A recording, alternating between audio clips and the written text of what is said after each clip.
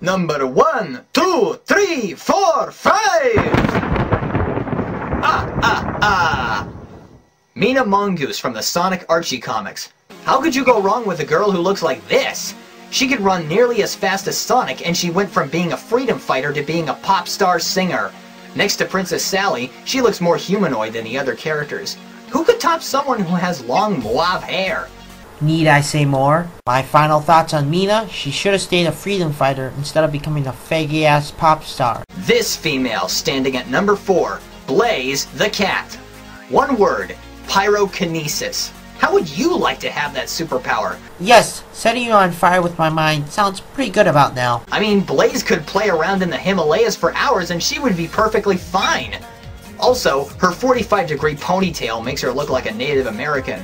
I really love the fact that her love interest is the telekinetic hedgehog Silver, who is pretty much just a frickin' ripoff of Trunks from Dragon Ball Z. The combination of mind-moving and fire superpowers make these two a reliable couple.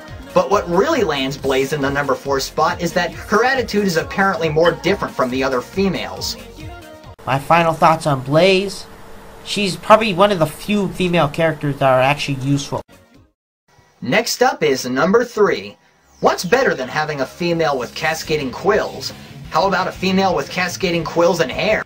Wrong, wrong, wrong, wrong. Wrong, wrong, wrong, wrong. You're wrong. You're wrong. You're wrong! No, you're wrong. How about a woman who can summon demons with her hair? A woman who can swallow energy attacks, then fire them right back? Or better yet, how about a real woman?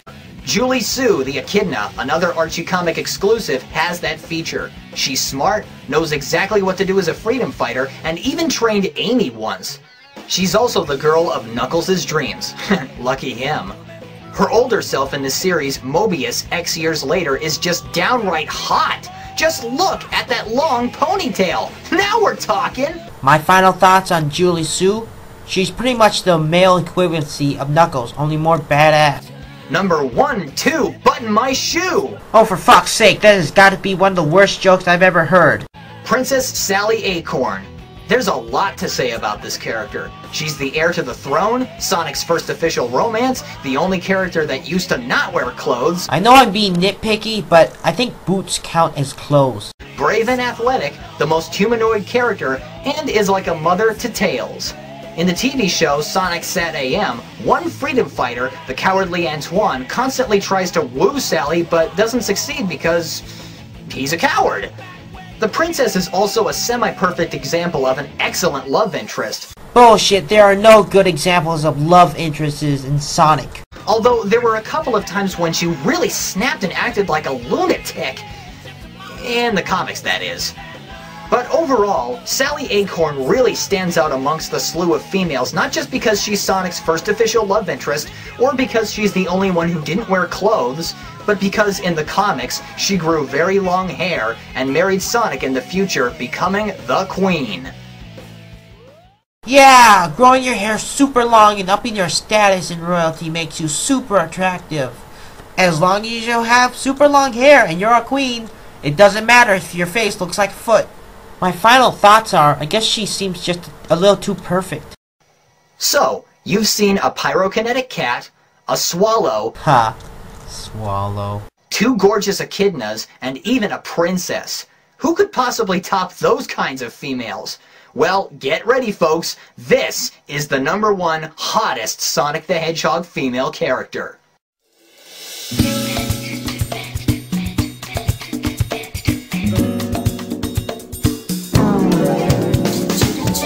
Rouge the Bat.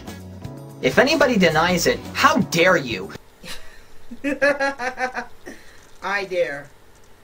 She's a whore who uses her so-called sex appeal to get wherever the fuck she wants. This woman can fly, she's as strong as Knuckles, and is a femme fatale seducing other characters into getting what she wants. See, I told you, she is a whore. Instead of having one love interest, she has 2, Knuckles and Shadow the Hedgehog. What'd I tell you? Slut. Being a treasure thief, she's only interested in one object set, jewels, especially the Chaos Emeralds. There actually have been situations where Rouge's cleavage has been exposed, but it eventually got censored. What a price to pay. That's the only thing I agree with. Censorship sucks. I think the best part about this beauty is that she wears 3 different outfits unlike the other female characters. And who wouldn't want to fly across the landscape? Me and a whole shitload of people would admit they always dreamed of being able to fly. Be as strong as Sean Johnson, and flirt with any male, anytime, anywhere.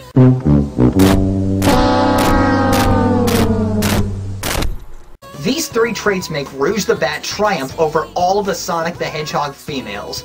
My hat goes off to you, Sonic Team USA. You ought to be proud. My final thoughts on Rouge.